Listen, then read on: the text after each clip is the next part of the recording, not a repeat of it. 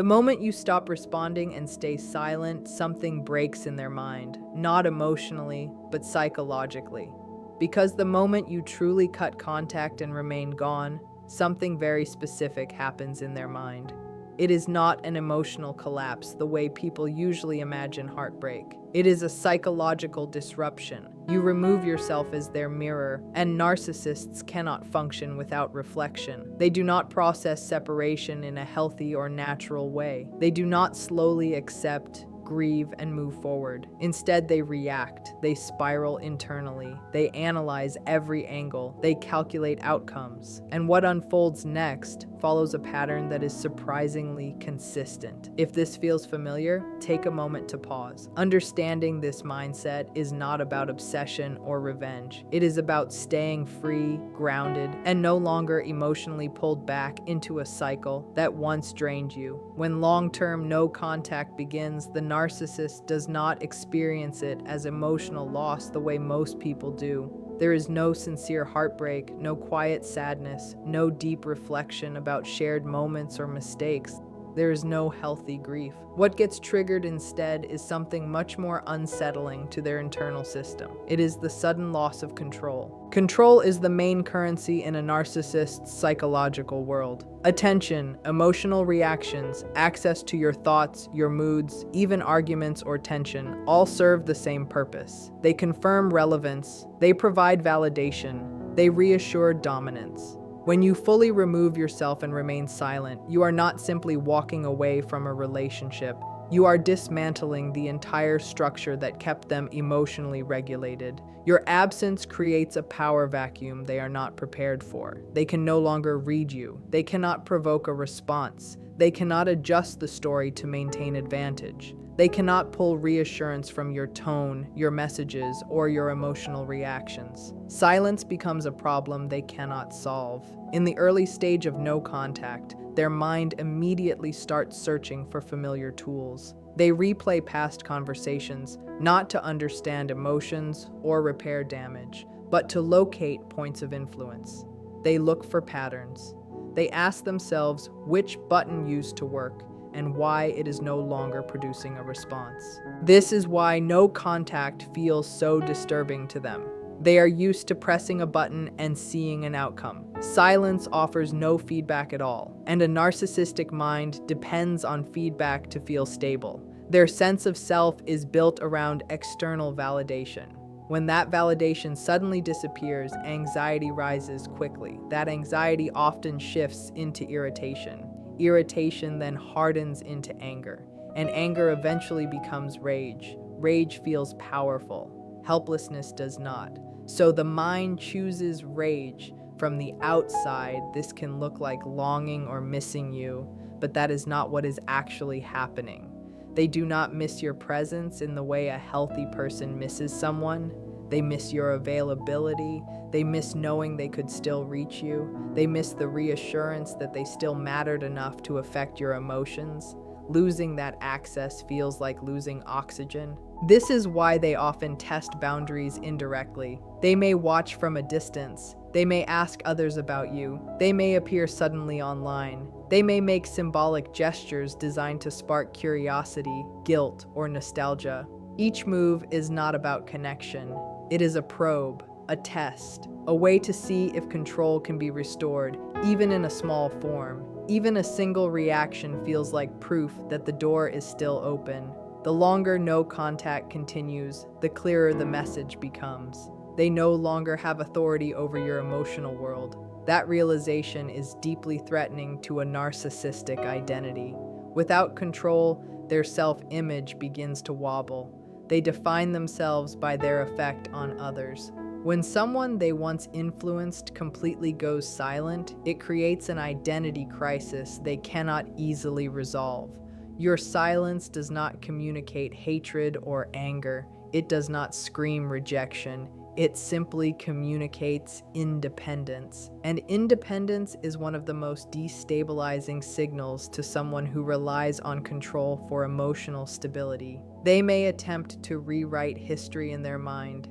They may shift between blaming you and idealizing you. They may convince themselves you were the problem, then feel unsettled by the fact that even that story no longer reaches you. What is important to understand is that no contact does not hurt them in the way they once hurt you. It disrupts them in a different way. It removes their leverage. It exposes the emptiness behind the mask.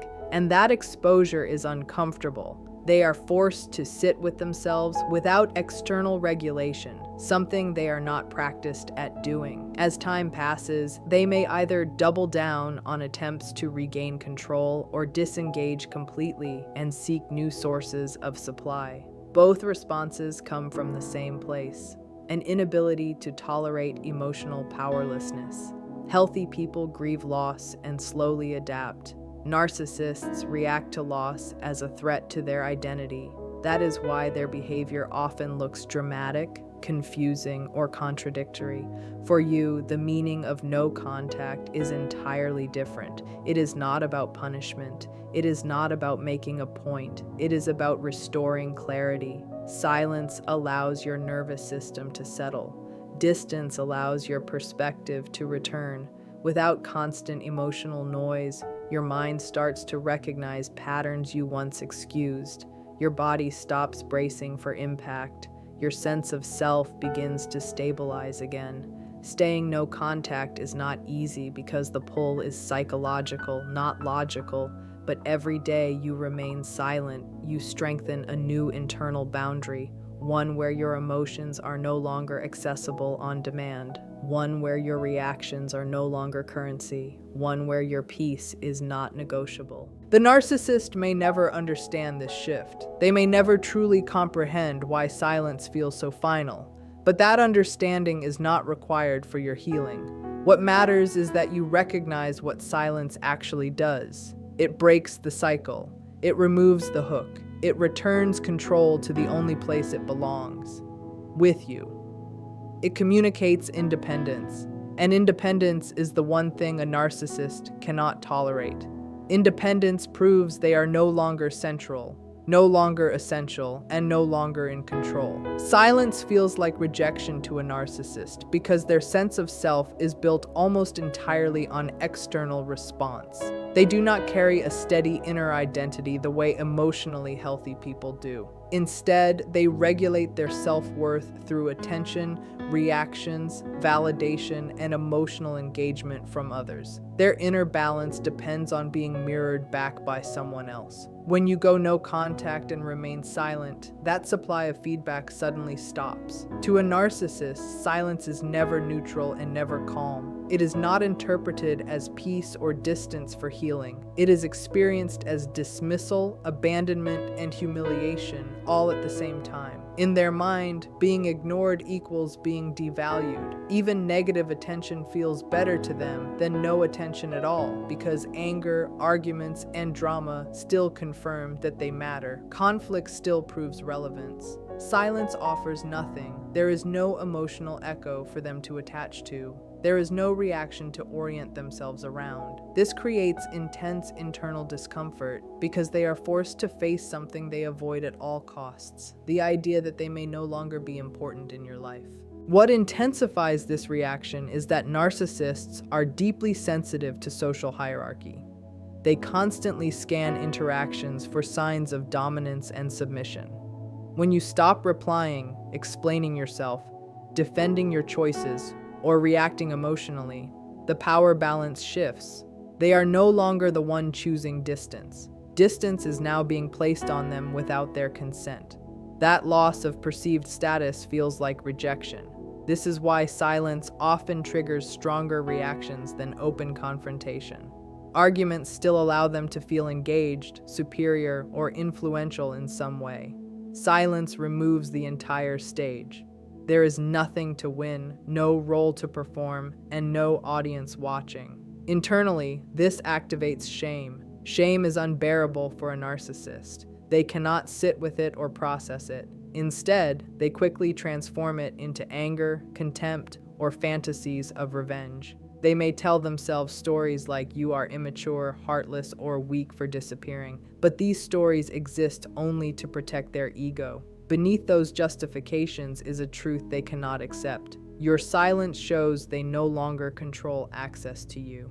For a narcissist, rejection is not about losing love or connection. It is about losing relevance. Your lack of response becomes clear proof that their presence is no longer required. That realization cuts far deeper than any insult ever could. After an extended period of no contact, narcissists often move through a predictable inner cycle of confusion, rage, and calculation. This cycle does not always unfold neatly or visibly, but psychologically, it follows a familiar pattern. At first, confusion appears because silence disrupts expectation. Narcissists are used to predictable reactions, even if those reactions are emotional, defensive, or hostile. They expect engagement in some form. When nothing comes back, their mind struggles to understand the absence. They keep anticipating the moment you will reach out, respond, or break the silence. When that moment does not arrive, uncertainty grows. That uncertainty soon hardens into rage.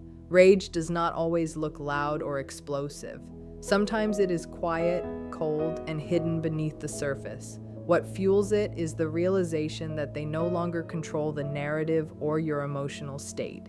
They may feel insulted, dismissed, or challenged even though you never directly confronted them. The rage exists because silence forces them to face helplessness, and helplessness is intolerable to their ego.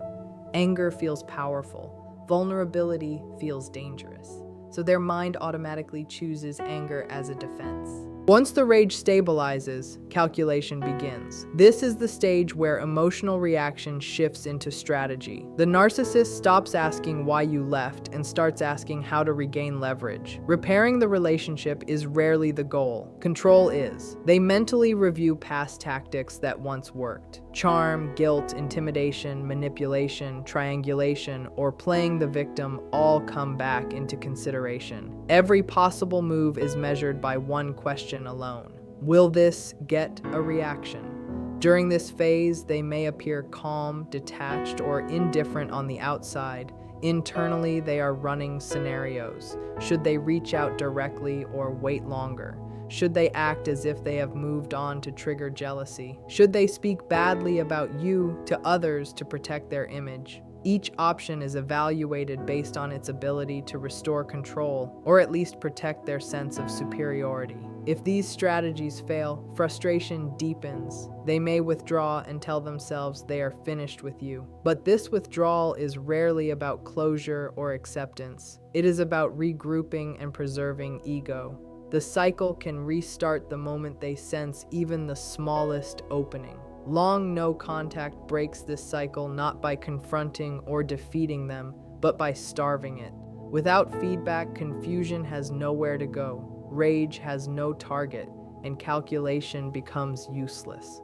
Ego injury is the real wound that surfaces after long no contact, and it cuts far deeper than most people realize. A narcissist's ego is not confidence, strength, or genuine self-belief. It is a fragile psychological structure designed to protect them from shame. Everything they do, the charm, the control, the manipulation, the image management exists to keep one unbearable feeling from surfacing, the feeling of being insignificant. When you stay silent and remain gone, that protective structure begins to crack. No contact sends a message without speaking. It says, you no longer define my emotional world. To a narcissist, this feels like an attack on identity itself. Their self-image depends on being central, influential, and unforgettable. When you remove yourself, they experience it as a collapse of status. They are no longer the authority. They are no longer the one who decides when connection begins or ends. That loss of dominance creates ego injury.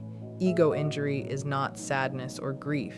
It is humiliation mixed with powerlessness. The narcissist feels exposed, reduced, and replaced. Even if no replacement exists, they begin to obsess over perception. Are you happier now? Have you forgotten them? Do others see through them? These thoughts create inner chaos because their value system depends entirely on external validation. Without your attention, their inner balance falls apart. This injury often leads to extreme reactions. Some narcissists lash out aggressively, attempting to reassert superiority through insults, threats, or smear campaigns. Others retreat into cold contempt, convincing themselves you were unworthy or beneath them. This is not true indifference. It is psychological self-protection. They must mentally reduce you in order to survive the blow to their ego. What makes ego injury especially dangerous for them is that it cannot be healed internally. Emotionally healthy people process rejection through reflection, adjustment, and growth. Narcissists cannot do this because admitting fault would collapse their false self. Instead of healing, they shift blame outward. You become cruel. You become heartless. You become the problem. This allows them to protect their image while avoiding responsibility. Long no contact keeps that injury active. Every day of silence reinforces the reality they cannot escape. You chose peace over them, and that choice proves they are not as powerful, necessary, or irreplaceable as they believed.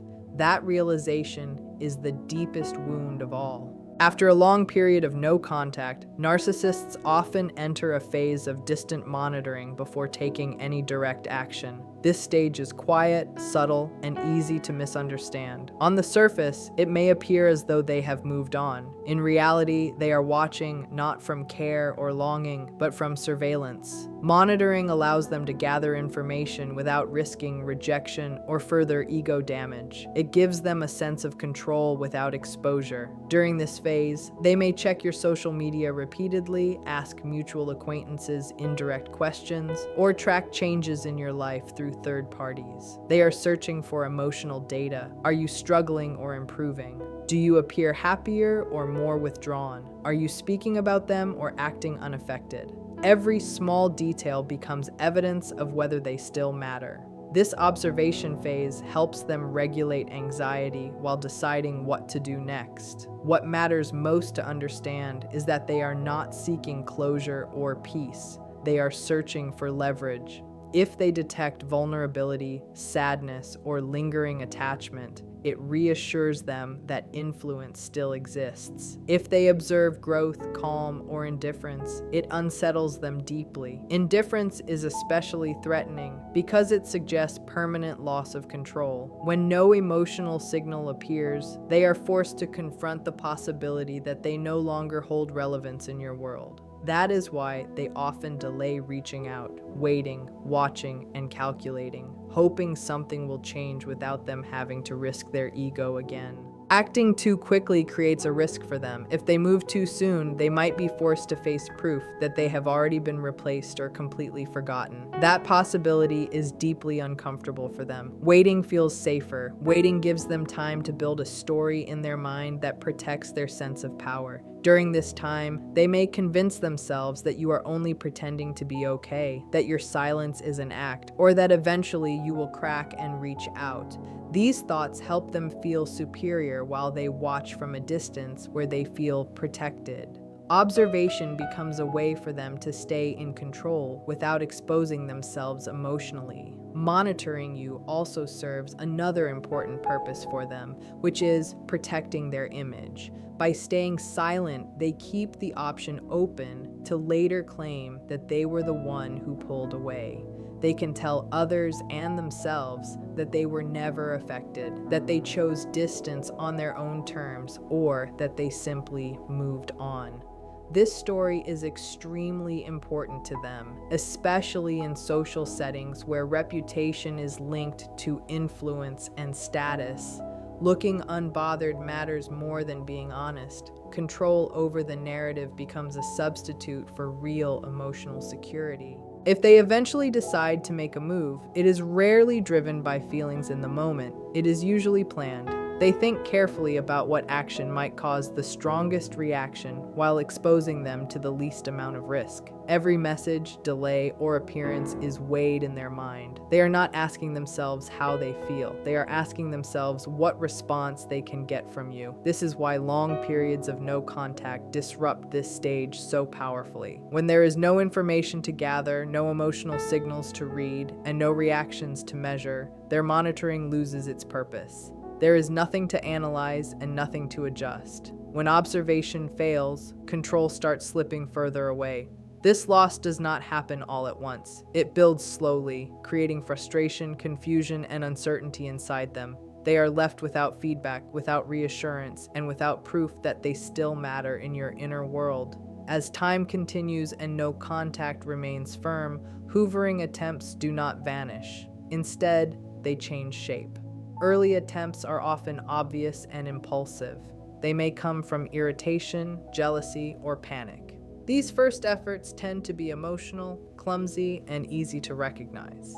But after long no contact, the approach becomes more calculated. They begin to understand that direct emotional moves may not work anymore, so they adjust. Their goal shifts from pulling you back openly to slipping past your defenses quietly. This is where their behavior can feel confusing. On the surface, it may look calm, polite, or even harmless. Strategic hoovering is designed to appear low risk. Instead of dramatic apologies or emotional confessions, they may send neutral messages or ask simple questions that seem practical or innocent. They may create situations that feel accidental rather than intentional. They might bring up shared memories casually, send something that appears unrelated, or express concern without offering any real commitment.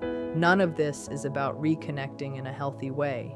The real objective is engagement.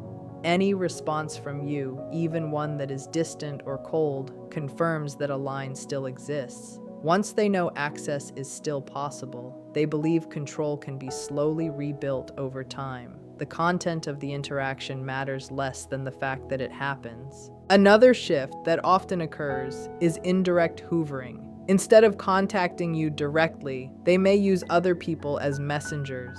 Mutual friends or acquaintances might suddenly mention them without context. You may hear that they are struggling, going through changes, or suddenly thriving.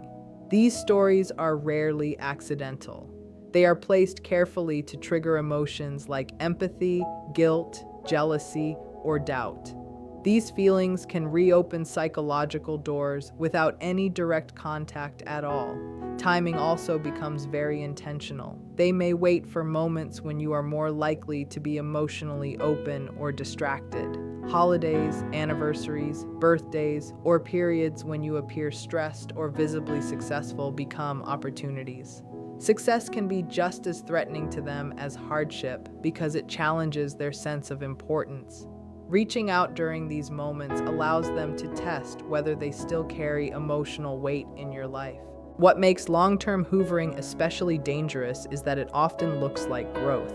They may seem calm, respectful, and self-aware. They might speak carefully and avoid obvious manipulation. But this is not real change. It is adaptation. Narcissists learn patterns the way strategists do. When chaos stops working, they try composure. When charm no longer succeeds, they switch to neutrality. The method changes, but the motive does not. The core drive remains the same, to regain relevance and influence. When these refined strategies fail, frustration grows stronger. Each ignored message or unanswered attempt sends the same message that no contact has been communicating all along. Access is no longer available. Control has been removed. At this stage, hoovering often splits into two paths. It either escalates into anger and hostility, or it collapses into withdrawal. Both reactions come from the same place, the inability to regain power. Long no contact works not because it transforms them, but because it removes all incentive. When every strategy produces no reward, even the most careful plans eventually lose energy. There is nothing left to chase. When narcissists finally realize they cannot regain control after extended no contact, they do not sit quietly with the truth. They rewrite the story. This is not simple dishonesty. It is psychological survival. Their mind cannot accept a version of reality where they were rejected, powerless, or responsible for the ending. That version threatens their sense of self. So the past is reshaped until it feels safe again. They may convince themselves that you were the problem, that the connection was meaningless, or that they were always above it. Facts are adjusted, emotions are minimized, and responsibility is erased. Reality is edited until it no longer hurts. This rewritten story allows them to move forward without facing loss in an honest way. It protects their ego, even if it disconnects them further from reality. And this is why long no contact remains so powerful. It does not argue, explain, or engage. It simply removes the stage. Without an audience, without reaction, and without access, the performance eventually ends.